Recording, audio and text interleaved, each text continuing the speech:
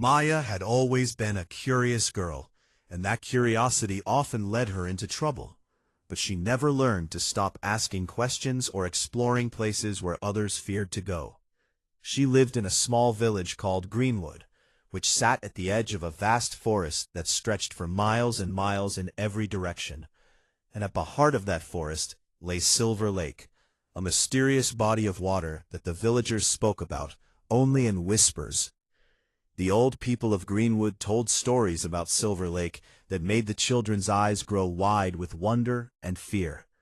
They said that strange lights danced across the water at midnight, that peculiar sounds echoed through the trees surrounding it, and that anyone who ventured too close would never be quite the same again. Maya's grandmother was one of the oldest storytellers in the village, and she had warned Maya many times to stay away from that cursed place. But warnings only made Maya more determined to discover the truth for herself.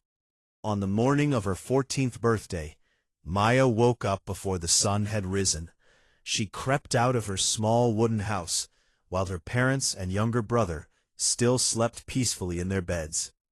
The air was cool and fresh, and the sky was painted in shades of pink and orange as the first light of dawn began to appear on the horizon. It was the perfect morning for an adventure, Maya thought to herself, as she gathered her courage and headed toward the forest path. She had packed a small bag the night before, filling it with bread, cheese, a water bottle, and a small knife that her father used for carving wood. She also brought a piece of rope and a box of matches, just in case she needed them. Her grandmother had taught her to always be prepared for anything, even though her grandmother would have been horrified to know what Maya was preparing for on this particular day. The forest was beautiful in the early morning light, with golden sunbeams streaming through the leaves and birds singing their morning songs in the branches above. Maya followed the narrow path that wound deeper and deeper into the woods, stepping over fallen logs and pushing aside hanging vines that blocked her way. She had walked this path many times before, but she had always turned back at the old oak tree that marked the boundary of the safe zone.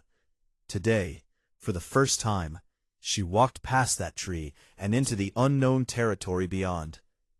The forest changed almost immediately after Maya crossed the boundary. The trees grew taller and closer together, blocking out more of the sunlight and casting long shadows across the ground. The cheerful bird songs faded away, replaced by an eerie silence that made Maya's heart beat faster in her chest. But she refused to let fear stop her now, not when she was so close to discovering the truth about Silver Lake.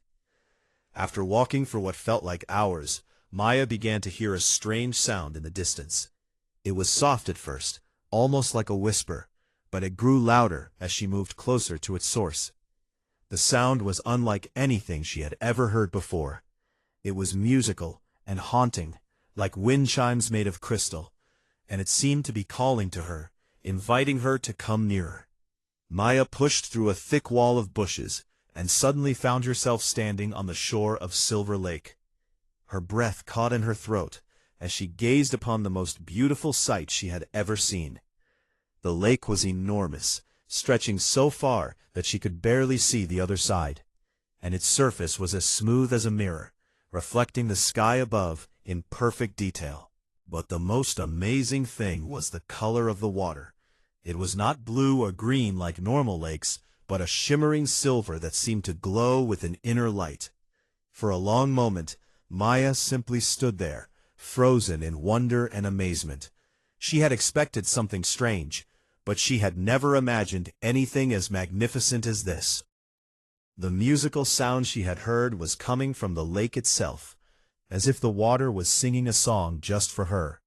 And as she listened, she felt a powerful urge to step into the water and let it wash over her. But before she could move, something extraordinary happened. The surface of the lake began to ripple, even though there was no wind, and a figure slowly rose up from the depths. Maya stumbled backward in shock, her eyes wide with disbelief at what she was seeing. The figure was a woman, or at least it looked like a woman. But she was made entirely of water. her form shimmering and shifting like liquid glass. The water woman floated above the surface of the lake, her eyes fixed on Maya with an expression that was impossible to read. Was it curiosity, or anger, or something else entirely? Maya's legs trembled beneath her, and every instinct told her to run away as fast as she could. But something held her in place, a strange feeling that she was exactly where she was supposed to be. The water woman opened her mouth and spoke, but her voice was not like any human voice Maya had ever heard. It was the same musical sound that had drawn Maya to the lake, only now it formed words that Maya could somehow understand. The woman said that she had been waiting for a very long time, waiting for someone brave enough to find her and listen to her story. She said that Maya was the first person in 100 years to reach the lake, and that meant something very important. Maya found her voice at last and asked what the woman meant. What was so important about coming to the lake? And why had everyone in the village been so afraid of this place for so long?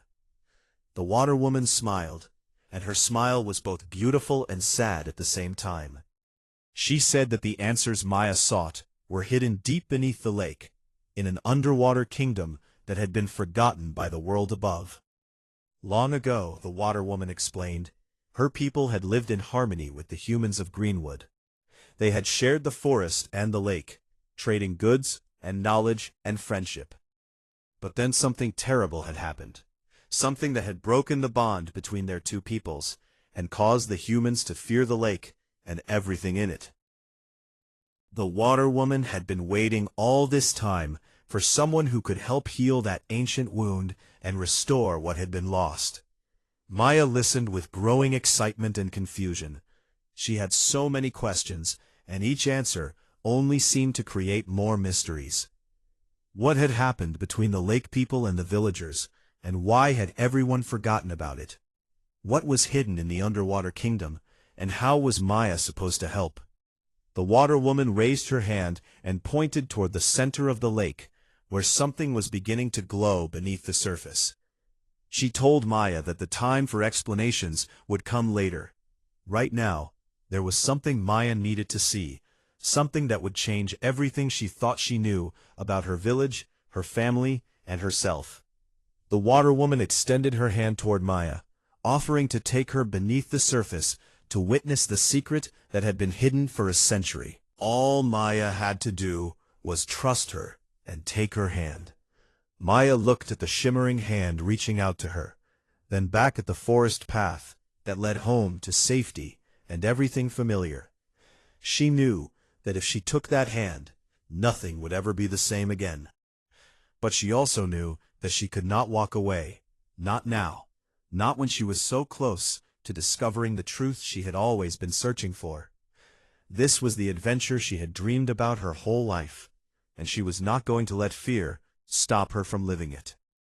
With a deep breath and a racing heart, Maya stepped forward and placed her hand in the water woman's palm.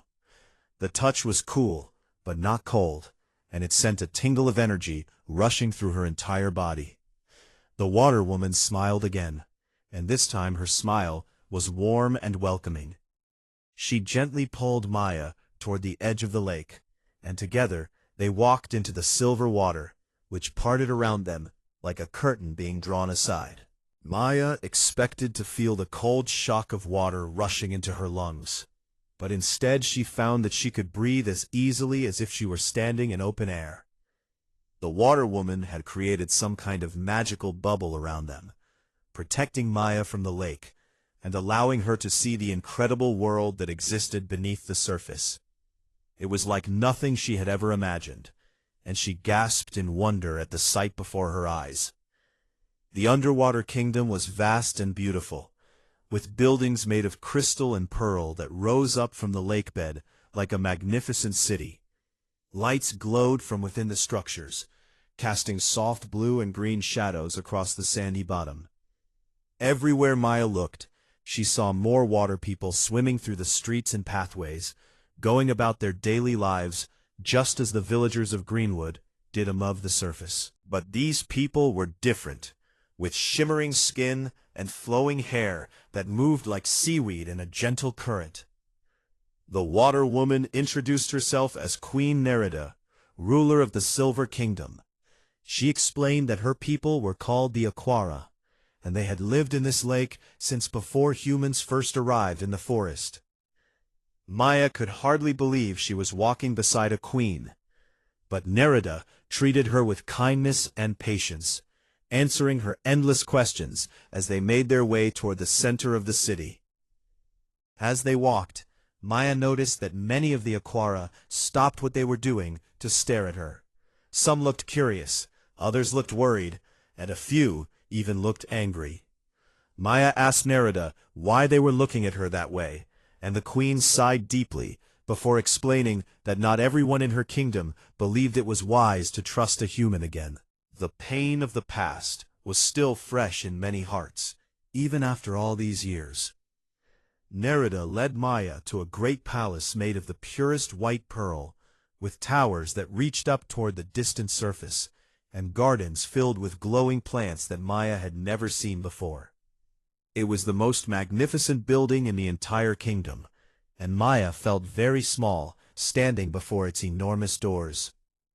The queen waved her hand, and the doors opened silently, revealing a grand hall filled with treasures and artifacts from ages past. But Nerida did not stop to admire any of these things, instead leading Maya deeper into the palace.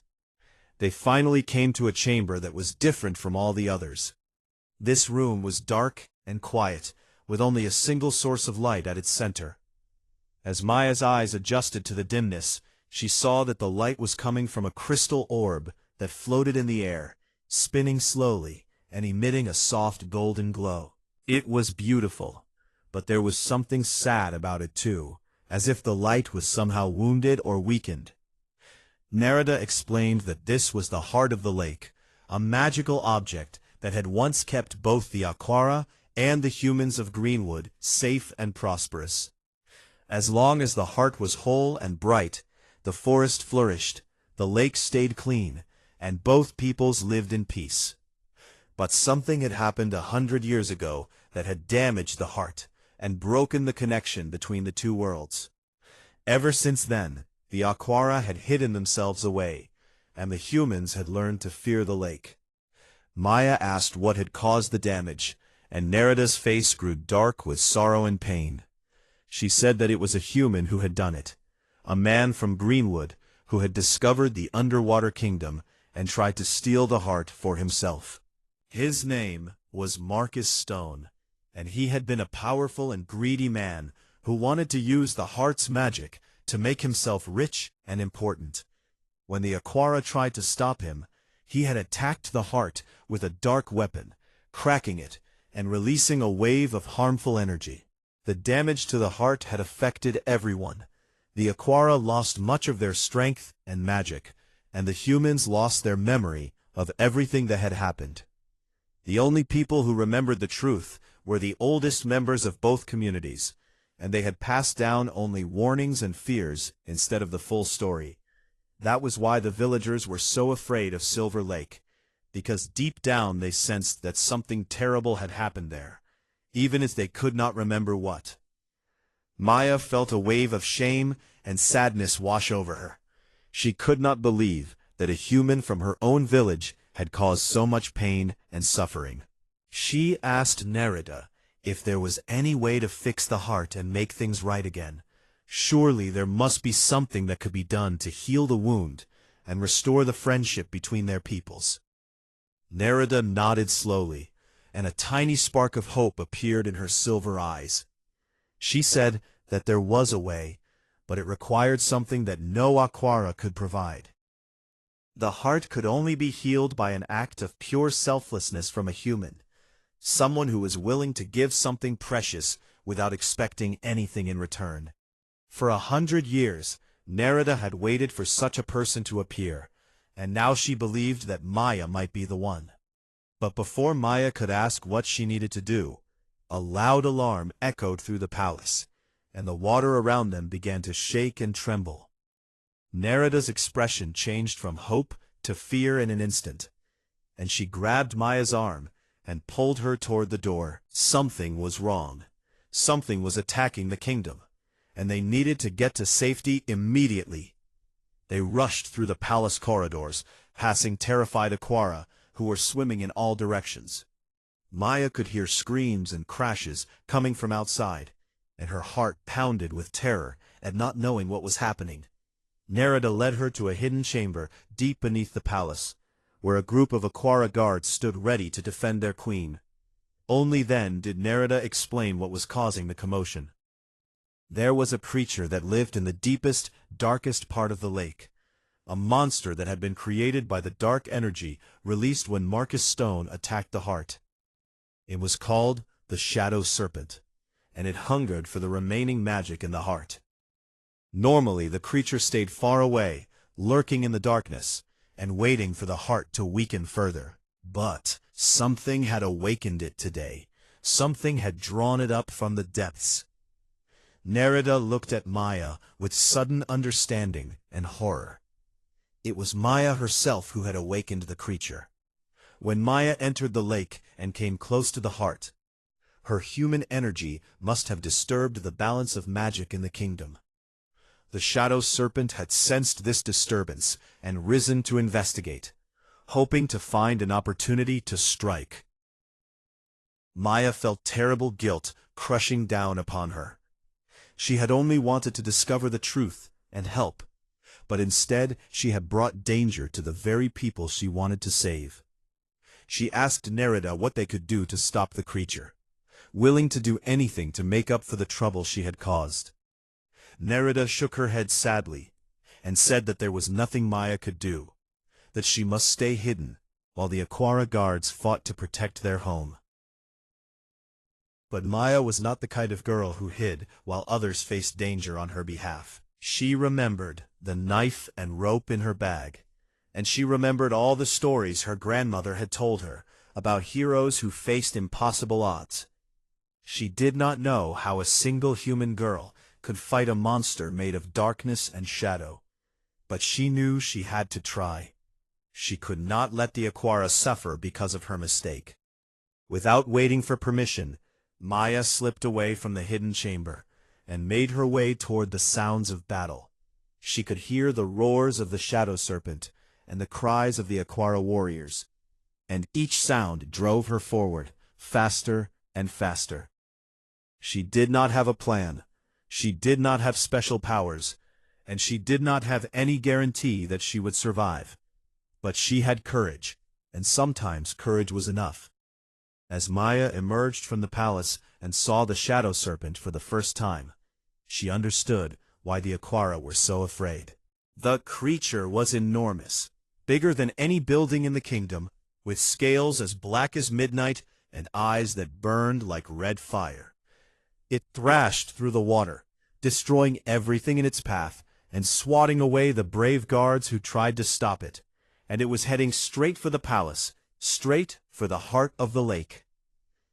Maya stood alone in the creature's path, a tiny figure facing an impossible enemy, and she raised her father's small carving knife in trembling hands. She had no idea what she was going to do, but she knew she could not run away. The Shadow Serpent turned its terrible burning eyes toward Maya, and for one frozen moment everything seemed to stop.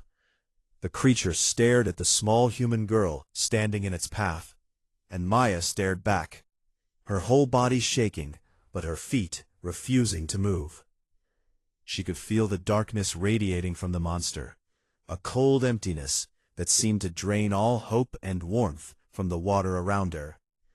But she also felt something else, something unexpected and strange.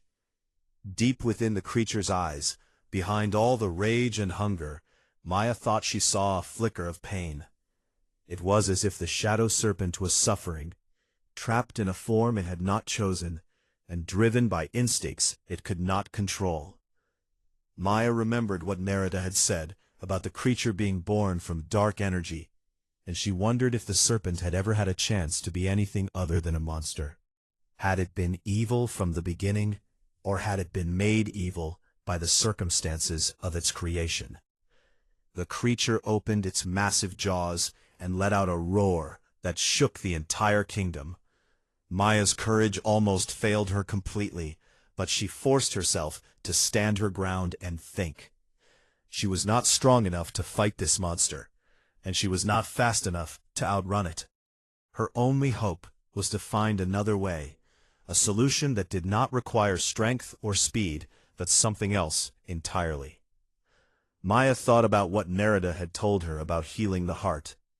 The queen had said it required an act of pure selflessness, giving something precious without expecting anything in return.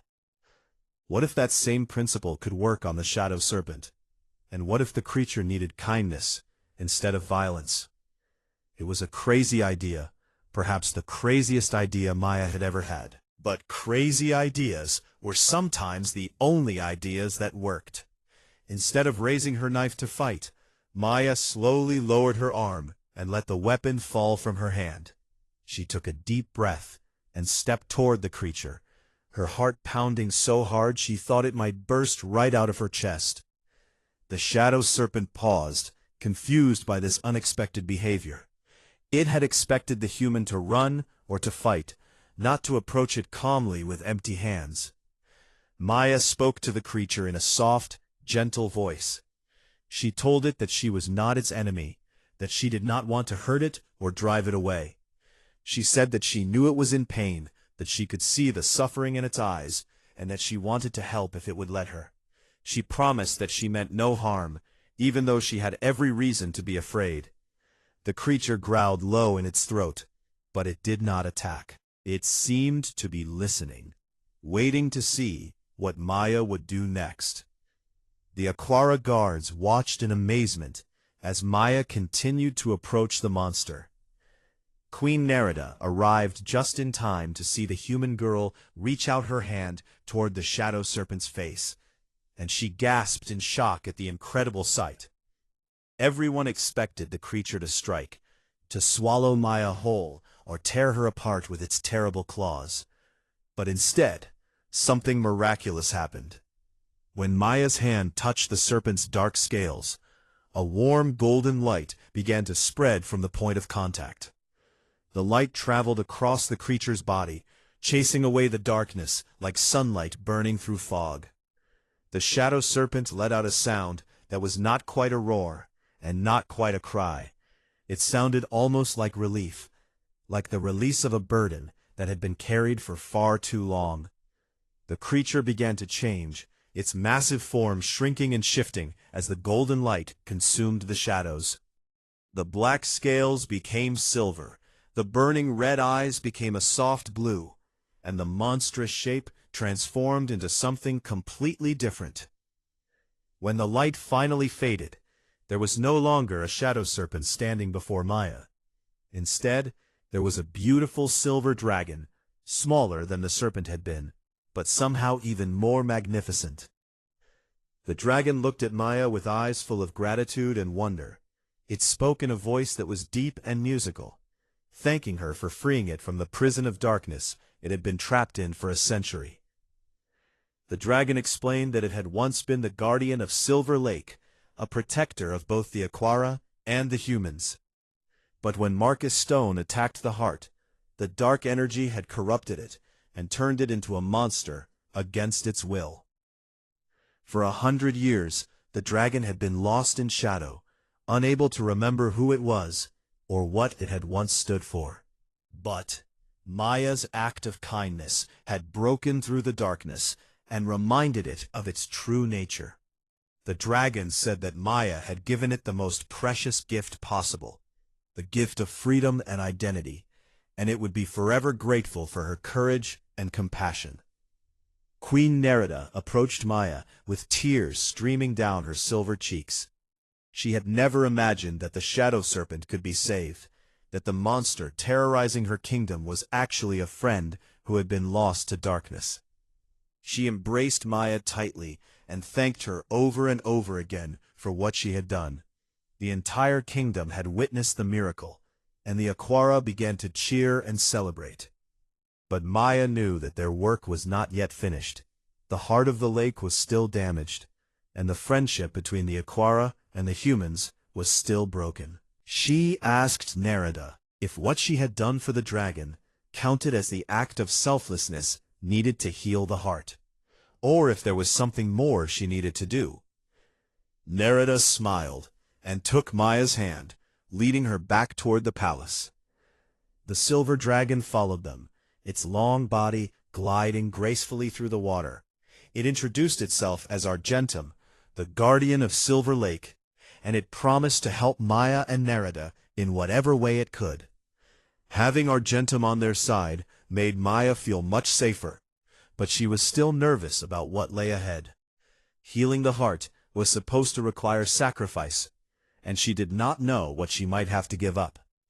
When they returned to the chamber where the heart floated, Maya noticed that the golden orb was glowing a little brighter than before.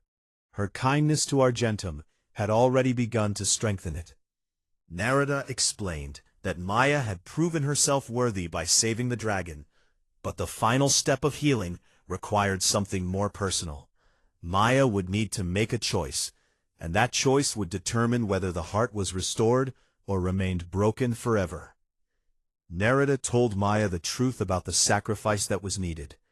To fully heal the heart, Maya would have to give up her greatest treasure, the thing she valued most in all the world. It could not be a physical object like gold or jewels. It had to be something from within herself, something that defined who she was and what she cared about. Only by willingly releasing this treasure could Maya generate enough pure energy to repair the damage that Marcus Stone had done. Maya sat down on the floor of the chamber and thought hard about what her greatest treasure might be. Was it her curiosity, her love of adventure, her courage, or something else entirely? She thought about her family waiting for her back in Greenwood, unaware of where she had gone or what she was doing.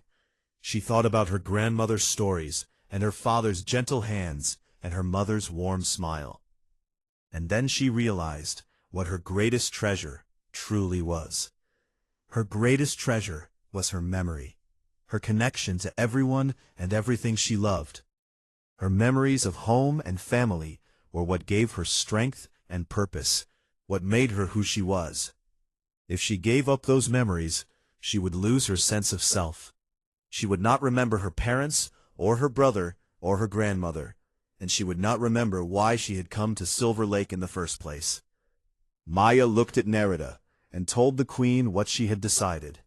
Tears filled her eyes as she spoke, but her voice was steady and sure. She said that she would give up her memories to heal the heart, that the friendship between their peoples was worth more than her personal happiness. She only asked that Narada tell her family what had happened, and let them know that she loved them, even if she could not remember them anymore. Narada and Argentum both protested, saying that the sacrifice was too great, and that there must be another way. But Maya shook her head and placed her hands on the heart of the lake, ready to make the sacrifice. She closed her eyes and began to let go of her memories, feeling them slip away one by one, like sand through her fingers. Her grandmother's face, her brother's laugh, the smell of her mother's cooking, the warmth of her father's hugs. As the memories flowed from Maya into the heart, the golden orb began to shine brighter and brighter, its cracks beginning to seal and its power beginning to restore. The chamber filled with brilliant light, and Maya felt herself becoming lighter and emptier with each passing moment. She wept for everything she was losing, but she did not stop. She had made her choice, and she would see it through to the end. But just when Maya thought she had lost everything, something unexpected happened that would change everything once again. The heart of the lake pulsed with a powerful surge of energy that pushed Maya backward and sent waves rippling through the entire underwater kingdom. Maya fell to the ground, dizzy and confused, her mind feeling strangely empty and full at the same time. She looked around the glowing chamber and tried to remember where she was and what she was doing, but everything seemed foggy and unclear. Then she heard a voice, a deep and ancient voice that seemed to come from everywhere and nowhere at once. It was the heart itself, speaking directly into her mind. The heart told Maya that it had witnessed her sacrifice, that it had felt the purity of her intention and the depth of her love for both her people and the Aquara. And because of that love, the heart had decided to give her a gift in return. Instead of taking all of Maya's memories forever, the heart would only borrow them temporarily. It would use the power of her love to heal itself, and then it would return her memories when the healing was complete. The heart explained that true sacrifice was about being willing to give everything, not about actually losing everything. Maya had proven her heart was pure by being ready to let go, and that was enough. Maya felt tears of relief streaming down her face as her memories began to flow back into her mind. She remembered her grandmother's stories, and her parents' love, and her little brother's annoying but adorable habits. She remembered why she had come to Silver Lake, and everything that had happened since she arrived, and she was overwhelmed with gratitude for the heart's kindness. She thanked the magical orb over and over again, her voice breaking with emotion. Queen Nerida and Argentum rushed to Maya's side, both of them amazed and overjoyed by what had happened. The heart of the lake was fully healed now, shining with a brilliant golden light that filled the entire chamber and spilled out into the kingdom beyond. The cracks were gone completely, and the orb spun faster and faster, sending waves of magical energy throughout the underwater realm. Everywhere the energy touched, things grew brighter and more beautiful. The Aquara people felt the change immediately. Their strength returned, their magic flowed freely once again, and the sadness that had hung over their kingdom for 100 years finally lifted. They emerged from their homes and gathered in the streets, looking up toward the palace with wonder and hope. They could sense that something incredible had happened, something that would change their lives forever. Nerida embraced Maya tightly and called her the hero of Silver Lake. She declared that Maya would always be welcome in the underwater kingdom, that she would be considered a friend and ally of the Aquara for as long as she lived. Argentum bowed its great silver head before Maya and pledged its protection to her and her family. From that day forward, the dragon said, it would watch over the village of Greenwood and keep its people safe from harm. But there was still one more thing that needed to be done before Maya could return home. The people of Greenwood needed to know the truth about Silver Lake and the Aquara. For 100 years they had lived in fear and ignorance, telling scary stories about the lake and warning their children to stay away. That fear had been based on lies and misunderstandings, and it was time for the truth to come out. Nerida asked Maya if she would help bring the two peoples together again, if she would serve as a bridge between the underwater kingdom and the human village. Maya agreed immediately, excited by the possibility of creating lasting peace between her world and this magical one.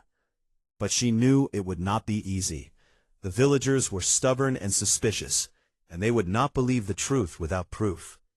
They created a plan together, the three of them sitting in the palace and discussing every detail. Nerida would send Aquara ambassadors to the surface, and Argentum would fly above the lake where the villagers could see it. Maya would return to Greenwood first and prepare her family and neighbors for what was coming. She would tell them her story and ask them to come to the lake with open minds and open hearts. Maya said goodbye to her new friends and began the journey back to the surface. It felt strange to be leaving the underwater kingdom after everything that had happened. Nerida and Argentum accompanied her to the edge of the lake, where the magical bubble would release her back into the world above. They hugged one final time and promised to meet again soon. When Maya emerged from the silver water and stepped onto the shore, she was shocked to discover that the sun was setting. She had been underwater for the entire day, and her family must be worried sick about her. She ran through the forest as fast as her legs could carry her, following the path back toward Greenwood with her heart pounding in her chest. By the time Maya reached the village, it was fully dark. Torches burned in the streets, and she could hear voices calling her name. Her parents were leading a search party, along with half the village, all of them looking for the girl who had disappeared on her birthday. When Maya came running out of the forest, her mother screamed with relief and rushed forward to embrace her. Her father followed close behind, tears in his eyes. Maya's brother hugged her so tightly she could barely breathe, and her grandmother stood nearby, watching with a knowing look in her old eyes. It was as if the old woman had suspected all along where Maya had gone, even if she could not be certain. The villagers gathered around, asking questions and expressing relief and curiosity all at once. Where had Maya been? And why was she soaking wet? And what had happened to her? Maya took a deep breath and told them everything. She told them about Silver Lake and Queen Nerida and the underwater kingdom, about the shadow serpent that was really Argentum the Guardian, and about the heart of the lake that she had helped to heal. She told them about Marcus Stone and the crime he had committed 100 years ago, and about the fear and forgetfulness that had kept their peoples apart ever since. At first, nobody believed her. The villagers laughed and shook their heads, thinking that Maya had hit her head or gotten lost and made up a story to explain her absence. But Maya's grandmother stepped forward and told everyone to be quiet and listen. She said that she remembered the old stories, the true stories, that had been passed down in secret from generation to generation. She said that her own grandmother had told her about the Aquara and Silver Lake when she was just a little girl, and she had always wondered if the stories were true. The villagers grew quiet and uncertain. They had always respected Maya's grandmother for her wisdom and honesty, and they did not know what to think anymore. Maya begged them to come to the lake the next morning and see for themselves. She promised that they would meet Queen Nerida and Argentum and learn the truth about their shared history. Some of the villagers were too frightened to agree, but others were curious enough to take the chance. That night, Maya barely slept. She lay in her bed, thinking about everything that had happened and everything that was still to come. She had started the day as an ordinary girl with a curious mind, and she was ending it as the bridge between two worlds. It was a lot of responsibility for someone who had just turned 14 years old.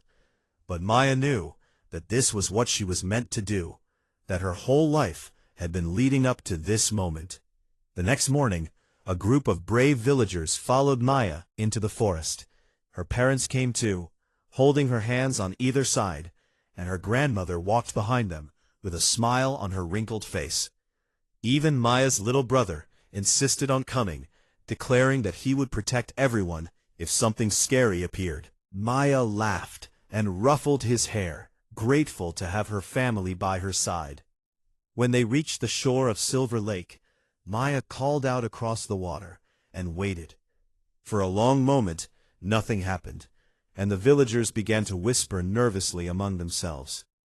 But then the surface of the lake began to ripple, and a column of water rose up, and Queen Nerida appeared in all her shimmering glory. The villagers gasped and stepped backward in fear. But Maya stood firm and introduced her friend to her people.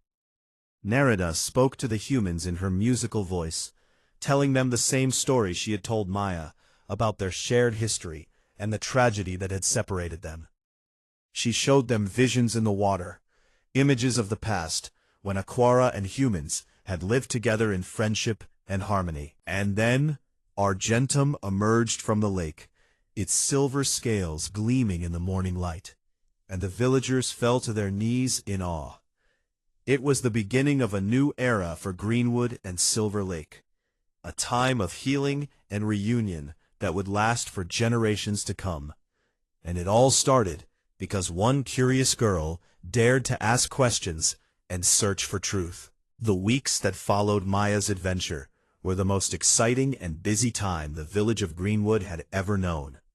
Every day brought new discoveries, new friendships, and new reasons to celebrate.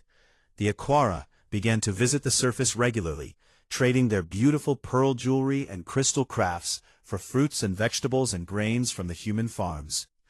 The villagers learned to swim in the shallow parts of the lake, and the bravest among them even visited the underwater kingdom with the help of magical bubbles.